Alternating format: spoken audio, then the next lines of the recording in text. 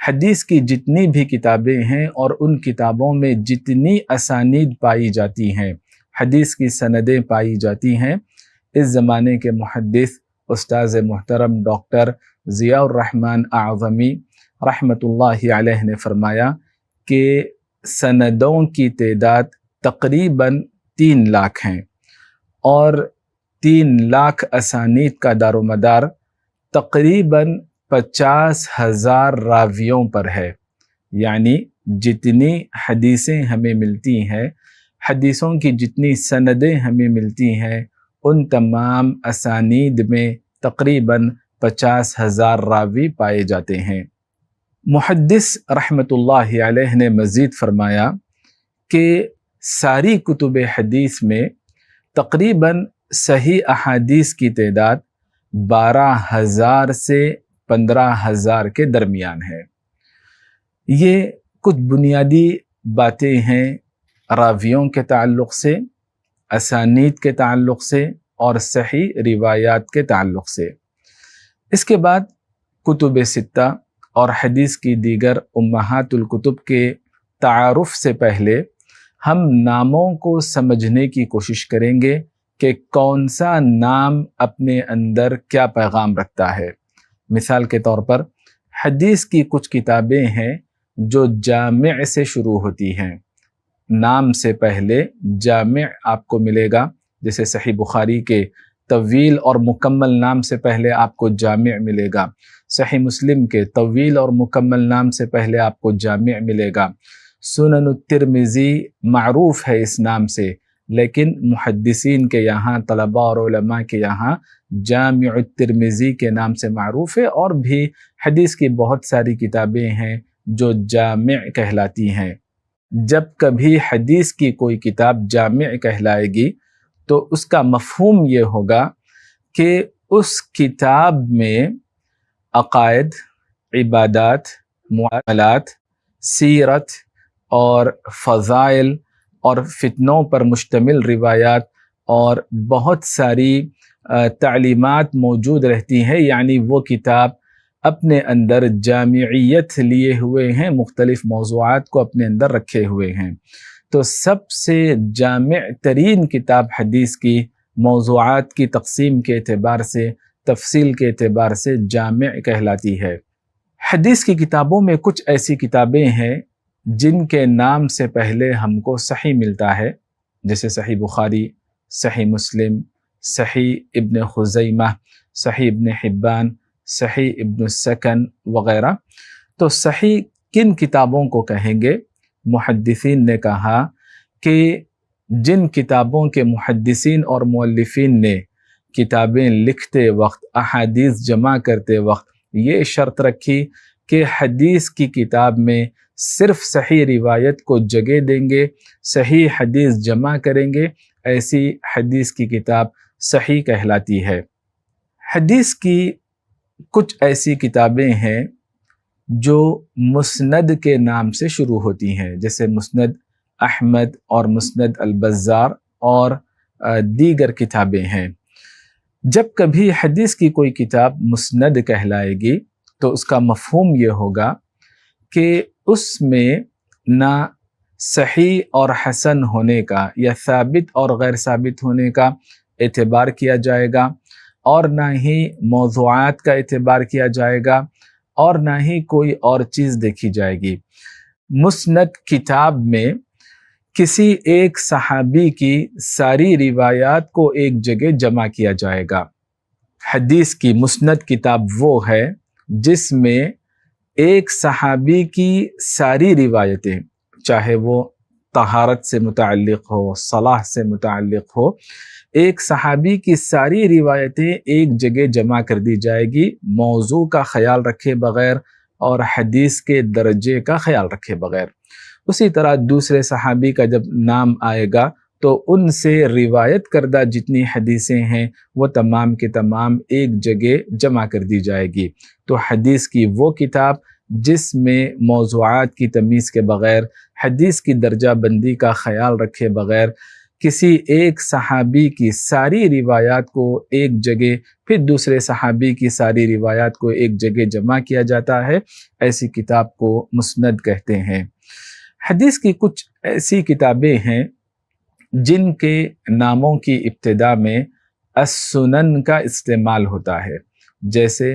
سنن ترمذی، جیسے سنن ابی داؤد، جیسے سنن نسائی، سنن ابن ماجہ، سنن سعید ابن منصور وغیرہ۔ تو سنن حدیث کی ان کتابوں کو کہیں گے جن میں جامعیت کا خیال نہیں رکھا جاتا، جن میں حدیث صحیح ہونے کی شرط نہیں رکھی جاتی،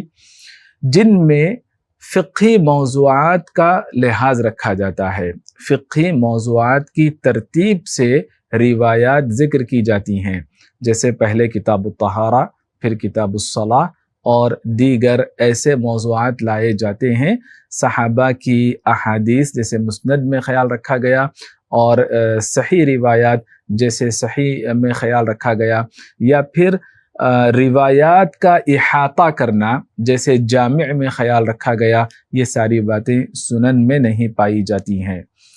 حدیث کی کچھ ایسی کتابیں ہیں جو معجم کے نام سے شروع ہوتی ہیں، جیسے معجم طبرانی کبیر یا اوسط یا صغیر وغیرہ۔ معاجم کن کتابوں کو کہیں گے؟ یعنی معجم ہر اس کتاب کو کہیں گے جس کے مؤلف نے احادیث کو اپنے اساتذہ کے ناموں کی ترتیب سے ذکر کیا ہو، اور ان ناموں کو عام طور پر حروف تہجی الف با تا ثا اس ترتیب سے ذکر کیا ہو۔ حدیث کی کچھ ایسی کتابیں ہیں جو مصنف کے نام سے شروع ہوتی ہیں، جیسے مصنف عبد الرزاق اور مصنف ابن ابی شیبہ۔ مصنف کسے کہتے ہیں؟ یعنی مصنف اور سنن دونوں کے درمیان کوئی زیادہ فرق نہیں پایا جاتا۔ جیسے سنن میں فقہی ترتیب پر احادیث کو جگہ دی جاتی ہے، طہارت، نماز، زکوٰۃ، روزہ، حج وغیرہ فقہی ترتیب کا جیسے خیال رکھا جاتا ہے، مصنفات میں بھی ویسے ہی خیال رکھا جاتا ہے۔ لیکن مصنفات میں زائد اور اضافی چیز یہ ہوتی ہے کہ اس میں موقوف اور مقطوع روایات کو زیادہ اہمیت دی جاتی ہے، یعنی صحابہ کرام کے اقوال، صحابہ کرام کے اجتہادات، تابعین کے اقوال، تابعین کے اجتہادات، ان کے فتوے اور ان کے فیصلے ذکر کیے جاتے ہیں، اور کبھی کبھار نبی صلی اللہ علیہ وسلم سے ثابت مرفوع روایات بھی ذکر کی جاتی ہیں۔ حدیث کی کچھ ایسی کتابیں ہیں جو موطا کے نام سے شروع ہوتی ہے، جیسے موطا امام مالک اور دیگر کتابیں۔ موطا کسے کہا جاتا ہے؟ یعنی حدیث کی وہ کتاب جو فقہی ترتیب پر ہو، جیسے سنن ہے، اور جیسے ابھی ہم نے مصنفات کا تذکرہ کیا، بالکل موطات بھی، موطا کہلانے والی کتابیں بھی اسی طرح ہے۔ سنن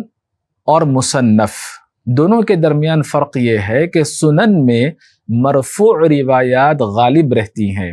نبی صلی اللہ علیہ وسلم سے مروی روایات احادیث۔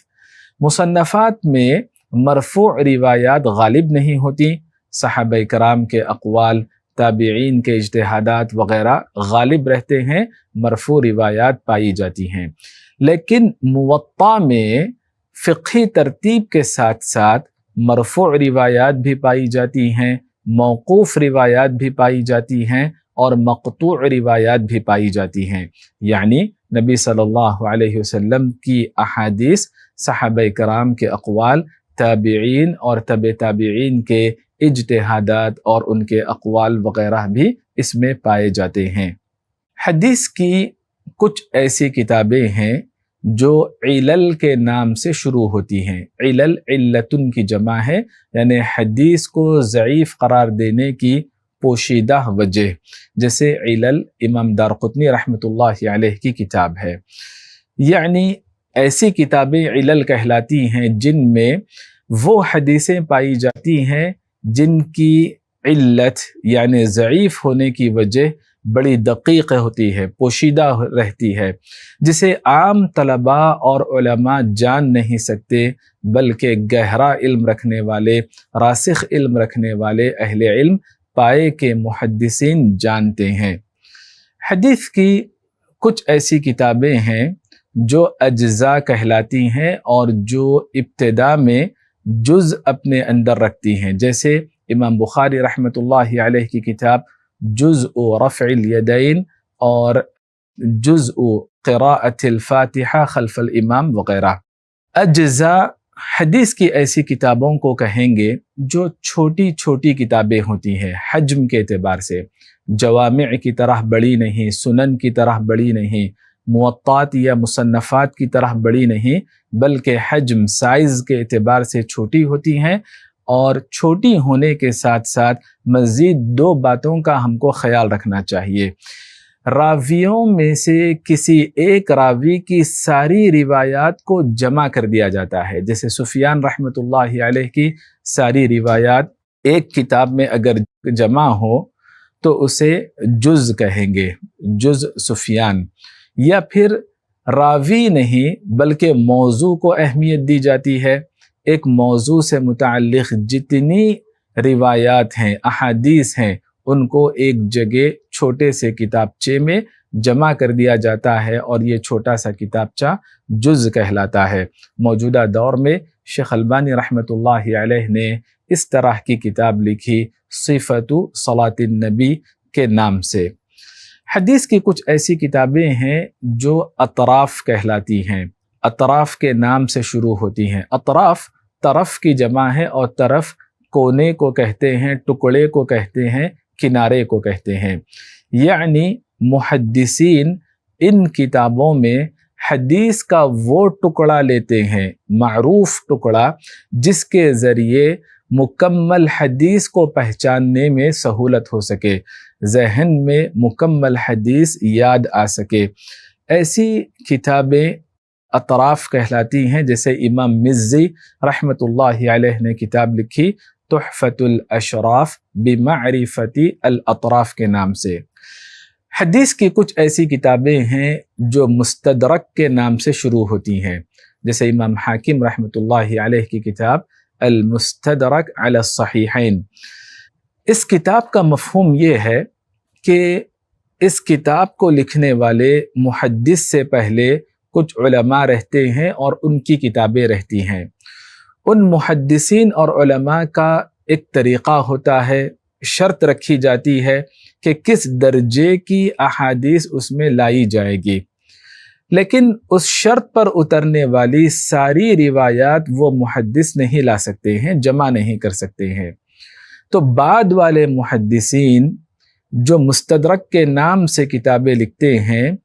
وہ اس شرط کو سامنے رکھتے ہوئے وہ ساری روایات کو جمع کرنے کی کوشش کرتے ہیں جو اس شرط پر اترتی ہیں، لیکن سابقہ محدثین سے وہ روایات چوک گئی، ان سے فوت ہو گئی۔ حدیث کی کچھ ایسی کتابیں ہیں جو مستخرجات کہلاتی ہیں، یعنی مستخرج کے نام سے کتاب کا آغاز ہوتا ہے، جیسے المستخرج علی الصحیحین امام ابو نعیم الاصفہانی رحمۃ اللہ علیہ کی کتاب۔ مستخرج کس کتاب کو کہتے ہیں؟ یعنی اس کتاب کے محدث اپنی سند سے کسی دوسری کتاب کی احادیث کو ذکر کرتے ہیں اور وہ کتاب کے محدث کی سندیں ان کی سند سے مختلف ہوتی ہیں۔ ایسا کیوں کیا جاتا ہے؟ مزید تقویت کے لیے، تاکید کے لیے، اور مختلف الفاظ کو جمع کر کے احادیث کا احاطہ کرنے کے لیے اور صحیح انداز سے کسی نتیجے پر پہنچنے کے لیے۔ حدیث کی کچھ ایسی کتابیں ہیں جو مشیخات کہلاتی ہیں، مشیخت فلاں ابن فلاں، یعنی حدیث کی وہ کتابیں جن میں محدثین نے اپنے اساتذہ اور اپنے شیوخ کے نام جمع کیے، اور ناموں کو جمع کرنے کے ساتھ ساتھ جس استاذ سے جو کتابیں انہوں نے پڑھیں یا جو احادیث انہوں نے سنی، اس استاذ تک اپنی سند ذکر کرتے ہیں اور اس علم کو محفوظ کرتے ہیں، ایسی کتابیں مشیخات کہلاتی ہیں۔ حدیث کی کچھ ایسی کتابیں ہیں جو مجالس کہلاتی ہیں، مجلس کذا و کذا یا مجلسانی یا کبھی مجالس، یعنی یہ کتاب واحد تثنیہ جمع تینوں طرح سے استعمال ہوتی ہے، جیسے امام جوہری رحمۃ اللہ علیہ کی کتاب مجلس فی التواضع۔ اس کتاب کا مفہوم یہ ہوتا ہے کہ ایک نشست میں جتنی احادیث اس موضوع سے متعلق یا اس شیخ سے محدث نے حاصل کی ان کو جمع کرنے کی اس میں کوشش کی جاتی ہے۔ حدیث کی کچھ ایسی کتابیں ہیں جو عوالی کہلاتی ہیں، العوالی، جیسے عوالی اللیث ابن سعد رحمۃ اللہ علیہ۔ عوالی اس کا مفہوم یہ ہوتا ہے کہ محدث سے نبی صلی اللہ علیہ وسلم تک جتنے راوی درمیان پائے جاتے ہیں ان کی تعداد جس قدر کم ہوگی، یعنی سند جس قدر مختصر ہوگی اسی قدر سند عالی ہوگی، بہت بلند ہوگی۔ تو محدثین سے نبی صلی اللہ علیہ وسلم تک جو مختصر سندیں پائی جاتی ہیں، عالی سندیں پائی جاتی ہیں، نازل نہیں، طویل سندیں نہیں، تو ایسی کتابیں عوالی کہلاتی ہیں۔ حدیث کی کچھ ایسی کتابیں ہیں جو فوائد کے نام سے مشہور ہیں، جیسے امام ابو بکر الشافعی رحمۃ اللہ علیہ کی کتاب فوائد، جو غیلانیات کے نام سے بھی مشہور ہے، یعنی اس میں کوئی لطیفہ رہتا ہے، کوئی باریک بات رہتی ہے، علوم حدیث سے متعلق کوئی نکتہ رہتا ہے یا کچھ نکات رہتے ہیں، فوائد رہتے ہیں سند سے متعلق، متن سے متعلق۔ ایسی روایات کو، ایسی احادیث کو جن کتابوں میں جمع کیا جاتا ہے ان کتابوں کو فوائد کہتے ہیں۔ تو یہ کچھ نام ہیں جو حدیث کی کتابوں سے پہلے عام طور پر ذکر کیے جاتے ہیں، اور ہر نام اپنے اندر ایک خاص معنی رکھتا ہے اور ایک خاص اصطلاح اپنے اندر رکھتا ہے۔ انشاءاللہ ہم تفصیل سے حدیث کی ان کتابوں کا تعارف جاننے کی کوشش کریں گے، یا مشہور کتابوں کا تعارف جاننے کی کوشش کریں گے جو جامع سے یا صحیح سے یا سنن سے یا موطا سے یا مستدرک سے یا مستخرج کے نام سے شروع ہوتی ہیں۔ تو ہم نے اپنی اس نشست میں الحمدللہ سرسری طور پر حدیث کی تاریخ جانی اور روایتوں کی تعداد بھی ہم نے جانی، اسانید کے بارے میں بھی علم حاصل کیا، اور راویوں کی تعداد بھی ہم نے جانی، اور بالخصوص جو روایتیں نبی صلی اللہ علیہ وسلم سے ثابت ہیں، جنہیں اکثر محدثین صحیح کہتے ہیں، ان کی تعداد بھی ہم نے جانی۔ عام طور پر لوگ صحیح حدیث پر عمل کرنا کہتے ہیں۔ حدیث صحیح ہو، صحیح حدیث کے بھی کئی درجات ہیں، ان میں سب سے اعلیٰ درجے کی یعنی متواتر حدیث ہوتی ہے، اور پھر صحیح کی دو قسمیں ہیں، صحیح لذاتہ اور لغیرہ۔ تو یہ ضروری نہیں کہ عمل کے لیے حدیث صحیح ہو۔ اگر ہم صحیح کہنا لازم کر دیں گے تو حسن احادیث اس سے خارج ہو جائیں گی، جو صحیح سے کم درجے میں ہیں لیکن مقبول روایات ہیں۔ تو محدثین نے محتاط تعبیر، احتیاط والی تعبیر، دقیق تعبیر یہ استعمال کی کہ